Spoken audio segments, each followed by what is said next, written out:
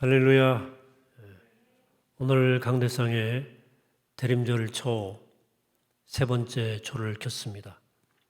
대림절의 한복판입니다. 대림절은 기다림의 의미를 곱씹는 그런 절기입니다. 오늘 말씀의 주제는 기다림이라는 주제로 말씀을 전합니다. 얼마 전에 집 나간 딸을 40년간 기다린 어머니가 TV에 나와서 아픈 사연을 이야기한 것을 제가 들었습니다. 어느 날 어머니가 딸이 화장을 했는데 어린애가 너무 화장이 짙은 것을 보고 심하게 나무랬답니다. 그 딸은 가정편이 어려워서 중학교를 가지 못하고 공장에 다녔던 딸이었답니다. 딸은 그 길로 집을 나갔습니다. 그리고 40년 넘도록 돌아오지 않고 있다는 거예요. 무소식입니다. 어머니 후회는 깊어졌고 기다림은 길어져만 갔습니다. 기다리면서 원망도 되고 회한도 밀려오고 또 연민도 들기도 하고 불쌍하기도 하고 어쨌든 가슴을 도려내는 아픔을 견디면서 살았습니다.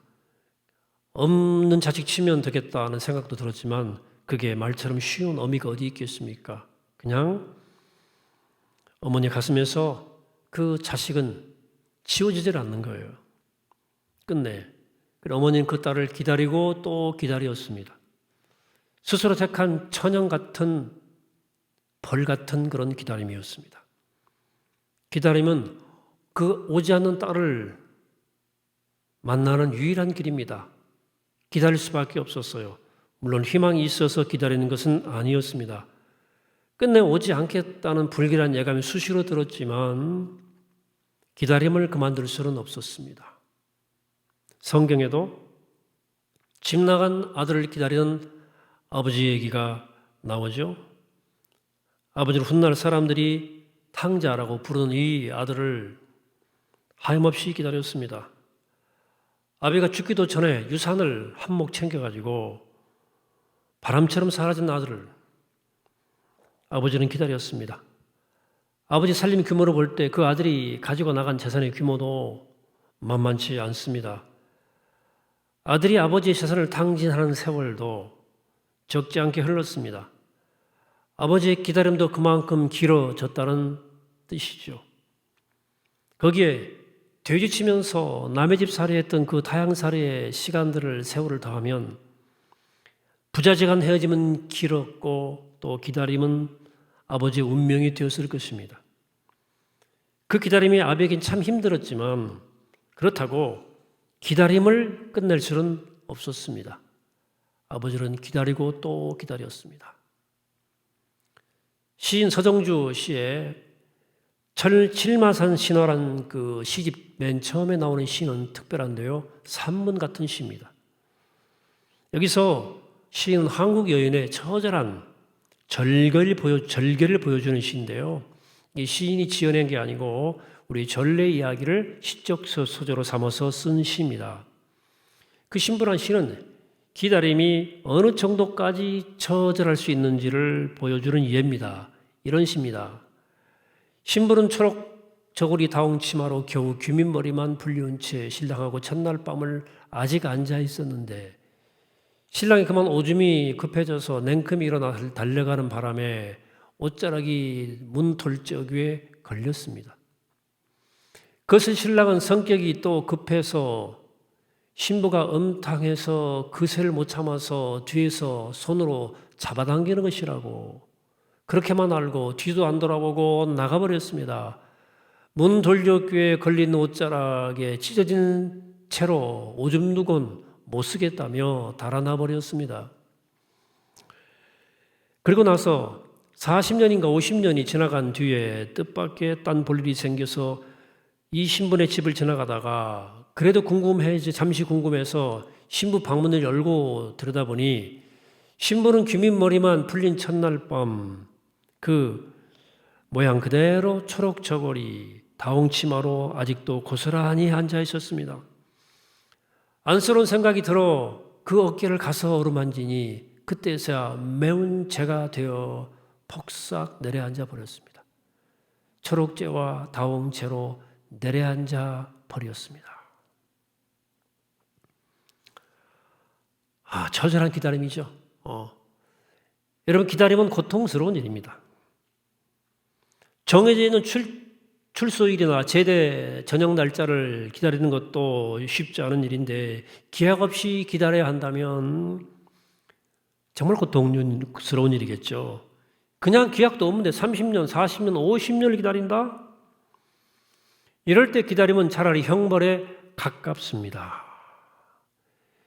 여러분, 기다림을 좋아할 사람은 없어요. 기다린다는 것은 현재 바라지 않은 상황이 있다는 뜻이거든요. 그래, 기다릴 때 시간은 느리고 시간이 무겁습니다. 물론 기다림의 초기는 설레기도 하고 생기차 발랄하기도 하지만 기다림이 길어질수록 시간은 생기를 잃고 설렘은 다운되고 우울해지고 화가 나요.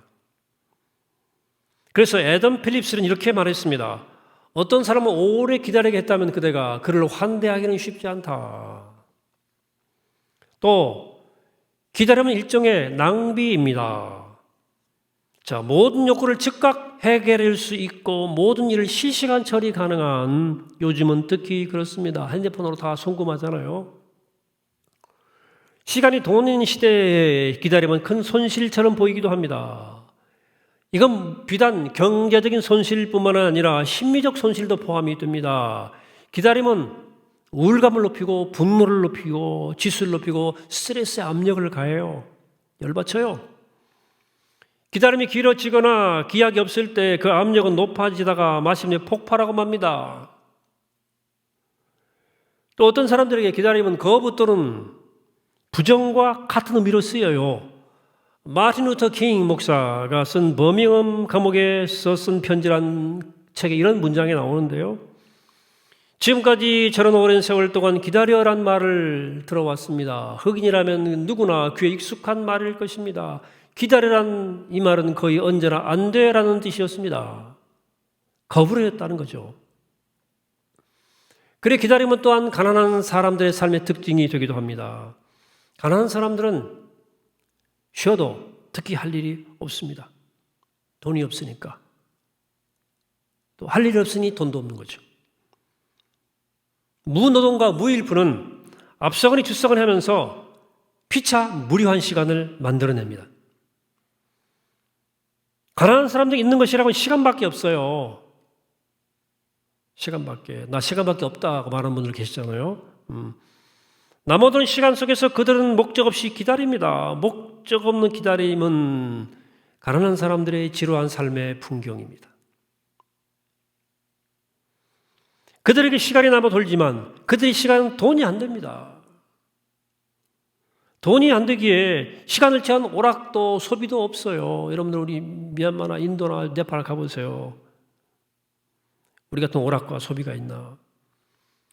시간은 한없이 늘어져만 갑니다.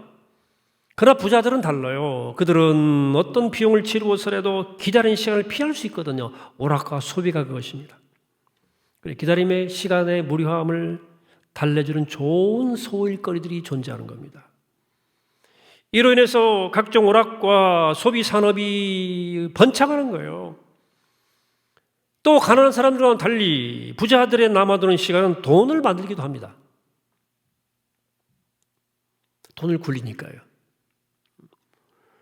그런데 기다리는 시간이 고통스럽다고 기다림에 필요한 시간을 일부러 단축할 수는 없습니다. 그러면 그건 때로 재앙이 되기도 합니다. 이런 이야기가 있습니다. 제랄드 허드가 쓴 메마르고 어두운 밤에 나오는 얘기인데요.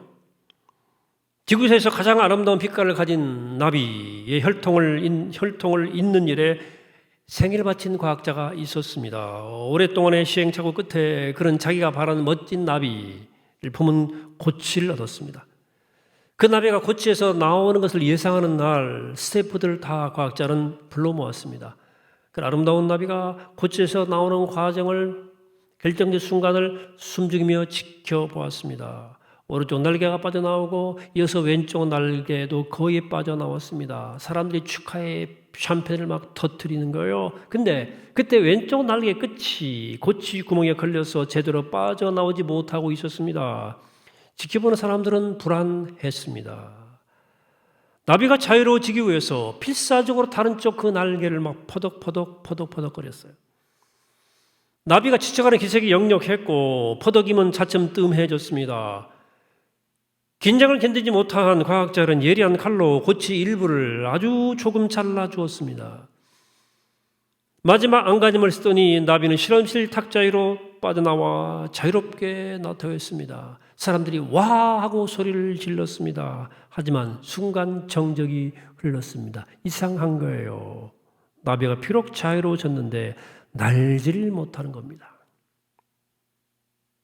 나비가 고치에서 빠져나오려고 필사적으로 날개를 퍼덕인 것은 피를 날개 끝에까지 보내기 위한 자연의 법칙이었습니다.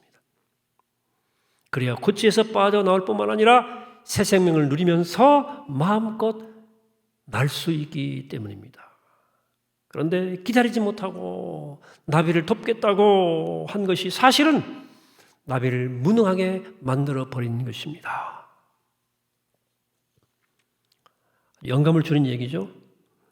여러분 그렇습니다. 기다리면 그냥 힘들고 지겨운 시간만은 아니다. 고통스럽지만 기다리면 생명의 동력이다 하는 것입니다. 여러분 기다림의 과정이 없다면 단 하나의 생명도 탄생할 수 없습니다. 씨앗이 싹트고 꽃이 피고 열매를 맺는 모든 과정은 기다림의 과정입니다. 농부가 곡식을 가꾸는 과정도 기다림의 과정입니다. 추수는 기다림에 대한 자연의 보상입니다. 아기를 뱃속에서 280일 동안 품고 기다리는 그 어미의 기다림이 없다면 갓 태어난 아이를 안고 기뻐하는 산모의 웃음도 볼 수 없을 것입니다. 그러니까 생명의 탄생, 성장, 소멸의 이 바퀴가 굴러가게 하면서 생명 세계를 풍요롭게 하는 것이 바로 기다림입니다.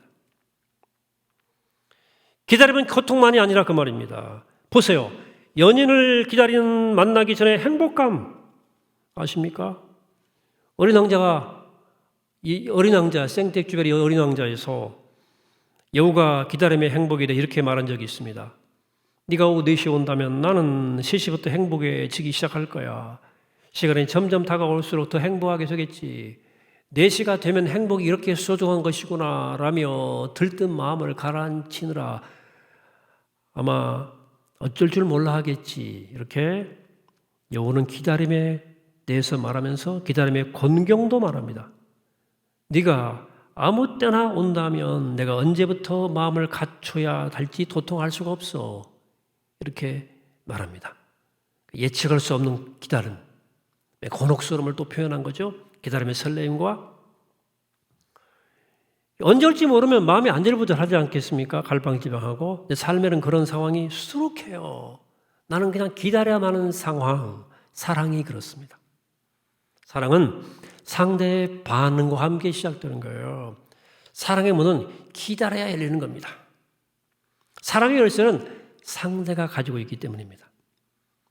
내가 사랑한다고 상대도 나를 사랑하는 것은 아니거든요. 내가 사랑하면 나도 기다려야 돼요. 상대가 응답할 때까지는 짝사랑입니다. 짝사랑. 왜 사랑? 그러게 사랑은 본질상 하염없는 기다림이에요.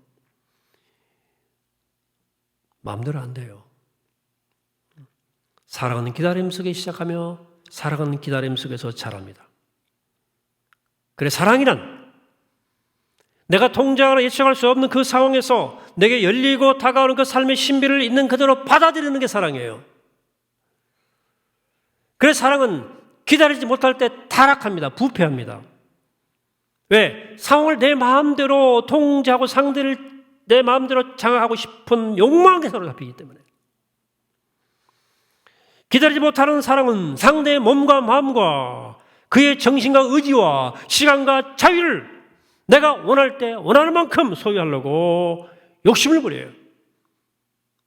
그래서 기다리지 못하는 사랑은 불행해집니다.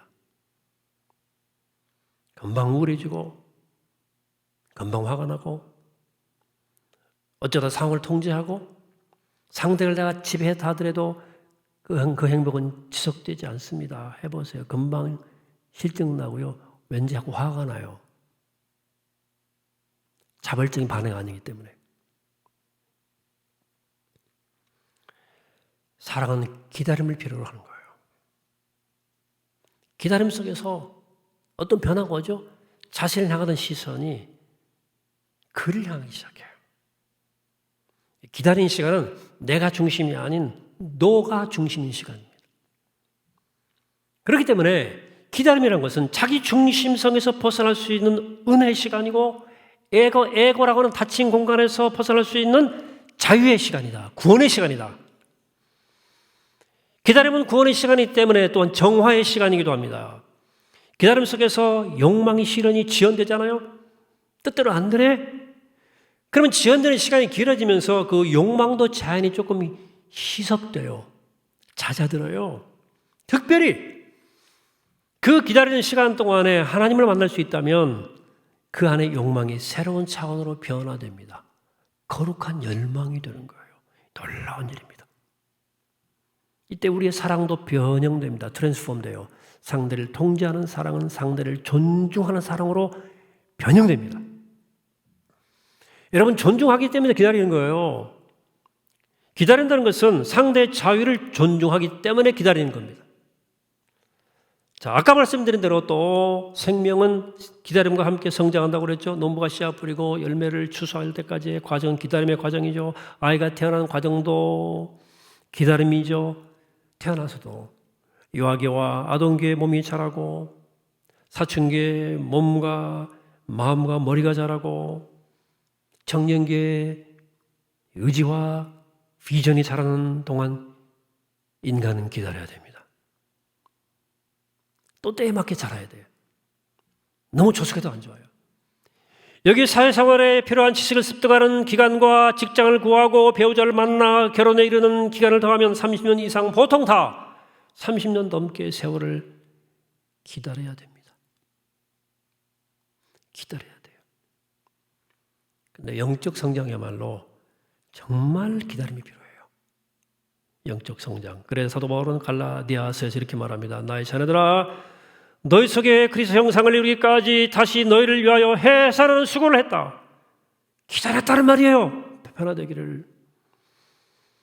에베소서에서 오직 사랑 안에서 참된 것을 하여 범사에 그에게까지 자랄지라. 그런 머리니 곧 그리스도라고 말합니다. 말하자면 영적 성장은 평생의 과제입니다. 제가 나이 드니까 더 그게 절실하네요. 예수님 닮아가는 것은 평생 걸립니다. 평생 걸려요. 평생 기다려야 하는 과정이라 그 말입니다. 모세가 시내산에 올라갔을 때 이스라엘 백성들은 기다려야만 했습니다. 노예 땅 애굽을 벗어나는 것도 중요한 일이었지만 약속의 땅 가나안 땅에 들어가서 새로운 사회를 건설하는 일이 더 중요한 일이었거든요. 새로운 사회를 건설하려면 규범이 있어야 돼요. 규범이. 그것은 여느 나라와 달라야 했습니다.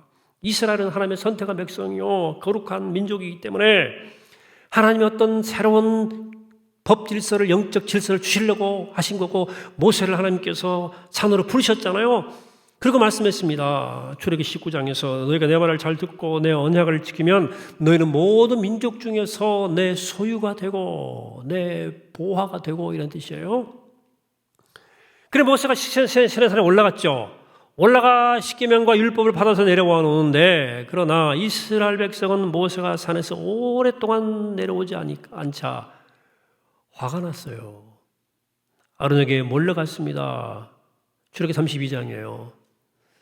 백성이 모세가 산에서 내려옴이 더딤을 보고 못 참은 거죠. 모여 백성이 아론에게 이르러 말하되 일어나라. 우리를 위하여 우리를 인도할 신을 만들라. 이 모세가 우리를 애굽 땅에서 인도하는 사람은 어찌 되었는지 알지 못함이니라 하고 재촉했어요. 이렇게 못 기다리니까 기다리지 못하는 사랑이 타락하는 것처럼 기다리지 못하는 신앙도 반드시 타락합니다. 자, 기다리지 못하는 사랑이 상대를 통제하고 상대를 장악하려고 요상한 짓을 하는 것처럼 기다리지 못하는 신앙도 하나님을 내 마음대로 조작하려 듭니다. 하나님, 기다리지 못하는 사랑이 원하는 때 원하는 상대를 소유하고 하는 것처럼 기다리지 못하는 신앙은 보이지 않는 하나님의 신비를 보이는 것으로 만들어버립니다. 그리고 그것을 내가 손으로 쥐려고 그래요. 그것이 우상입니다. 조작질해요, 자기가. 그래서 기다리지 못한 이스라엘 백성들은 송아지상을 만들 수밖에 없었다는 것입니다. 더 중요한 것은 기다리지 못하는 신앙은 하나님의 자기 계시를 원천적으로 가로막습니다.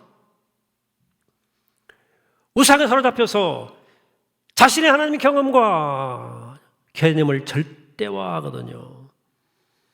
하나님은 인간의 부분적인 경험과 단편적인 개념 안에 담을 수 있는 분이 아닙니다. 쉽게 설명되는 분이 아니에요. 하나님은 모든 인간 중심적 경험과 사고를 초월하십니다.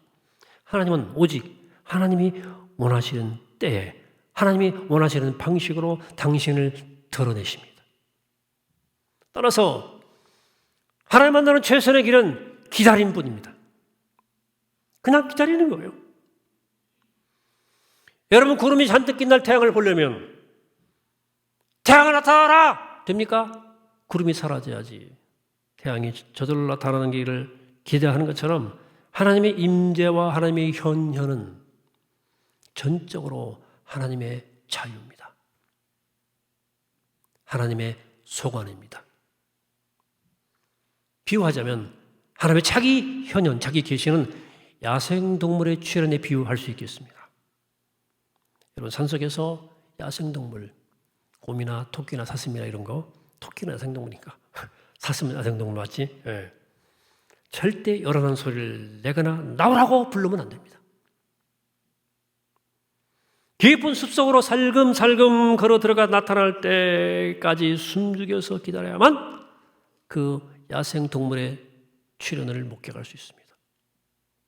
하나님도 마찬가지예요. 비유라고 말씀드렸죠? 우리가 하나님을 콜링할, 불러낼 수 없어요. 그래서 파커 파머는 이렇게 말했습니다. 하나님은, 그리고 영혼은 소환장이나 신문에는 응답하지 않는다. 우리 하나님께 얼굴을 보이시라고 그분을 윽박지를 수 없습니다. 하나님 만나려면 우린 기다려야 돼요. 하염없이 기다려야 됩니다. 여러분, 사랑하는 여러분, 인간이 영적 동물이라는 것은 인간이 기다림이라고 하는 고도의 능력을 지녔기 때문입니다. 기계는 기다리지 않습니다. 기계는. 자연도 기다리지는 않습니다. 때가 되면 해가 바뀌고 계절이 변해요. 때가 되면 짐승들은 자연이 정한 이 시대로 짝짓기를 하고 새끼를 낳습니다. 이 모든 시간이 걸리는 일이지만 기다리나 애태우는 시간은 아니고 인내하고 참아야 하는 시간은 더더욱 아닙니다. 인간만이 기다리는 거예요. 인간만이 기다리고 애태우고 기다리고, 그렇게 기다리면 영적 동물인 인간의 시간입니다. 물리적 시간이 아니고 심리적 시간이기 때문에 어떤 때는 짧은 시간도 길게 느껴지고 어떤 때는 긴 시간도 짧게 느껴지잖아요. 오늘 예배 시간은 긴지 짧은지는 모르겠네. 그런데 태어나서부터 이 잘 기다리는 능력을 가지고 태어난 사람은 없습니다. 보통은 다 저처럼 조급해요. 못 기다립니다. 음악성이 뛰어나도요, 꾸준한 연습을 해야 거장이 되는 것처럼 기다림도 근육이 필요한데요, 이건 꾸준히 길러야 됩니다. 훈련을 통해서. 오늘 현대인들이 어떻게 하면 기다림의 근력을 기를 수 있는지 훈련하는 사람은 거의 없죠. 그리고 방법도 모르죠. 우리 기독교 전통은 오래전부터 대림절이라는 기간을 뒀습니다. 어드번트, 오신다. 대림절은 기다림을 연습하고 훈련하는 계절로 둔 거예요. 그래, 대림절은 너무나 소중한 영적인 계절입니다. 그리고 우리 믿음의 선배들은 대림절이면 말씀을 깊이 묵상하고, 겨울도 침잠의 계절이니까 계절도 기도에 집중했습니다. 그냥 이 기다림의 기도 할 때는 그냥 막 문을 막 꽝꽝 두드리는 게 아니고 노크하고 문 열리기를 기다리는 기도죠. 하나님께 이르는 문은 억지로 열 수 없습니다. 하나님 그분은 우리의 소환장에 응하시는 분이 아니에요. 그 하나님의 만나는 문은 내가 여는 문이 아니고 반대편에서 열어주셔야 열리는 문입니다. 그러니까 우리가 깊은 기도로 하나님 앞에 나갈 때, 하나님 임재 가운데 머물 때 가끔 그런 기도가 툭 튀어나오죠. 주님, 저 여기 있습니다. 주님, 저 여기 기다리고 있습니다. 그렇다고 이 표현이 막 보채는 게 아닙니다. 보채는 게 아니고 그냥 기다리는 거예요.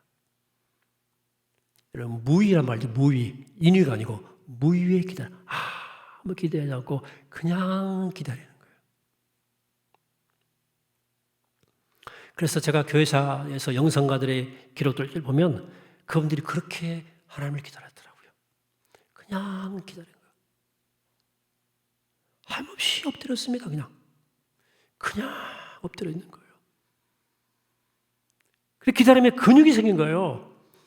이 기다림에 근육을 기른 사람은 하나님의 자기 계시를 민감하게 알아차리는 능력이 생겨요. 도처에 계신 하나님의 임재를 알아보는 거죠.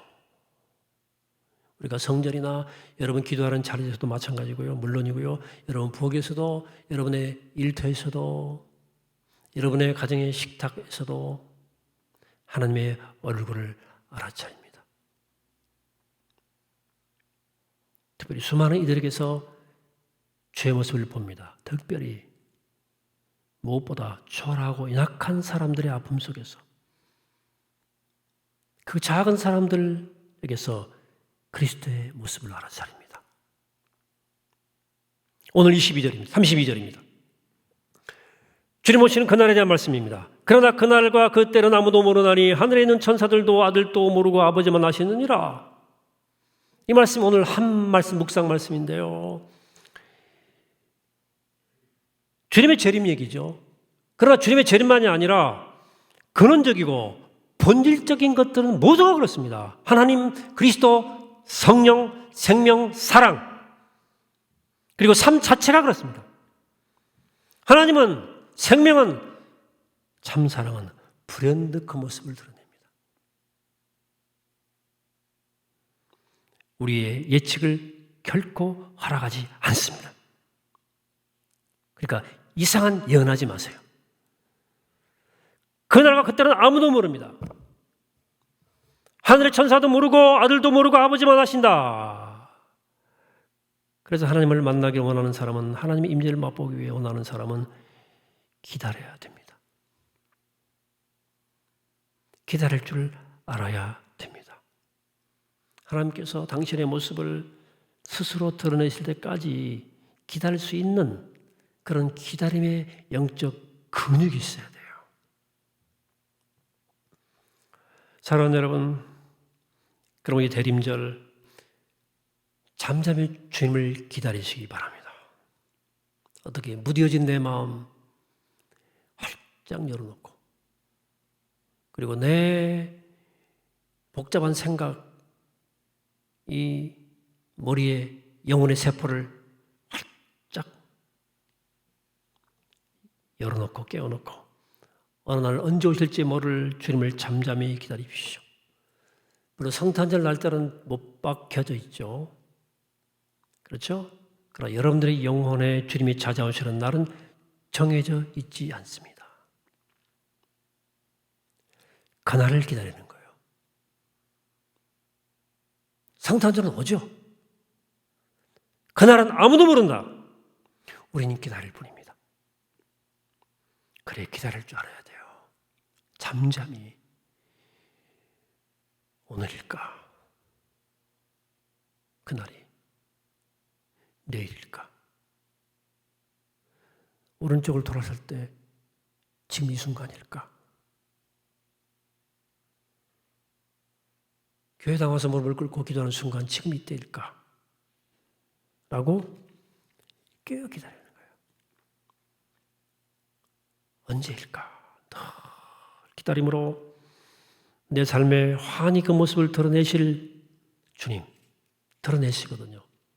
그 주님을 기다리며 이 대림절을 조심스럽고 잠잠한 거룩한 기다림의 시간으로 잘 보내시기를, 너무 복잡하게 보내지 마세요.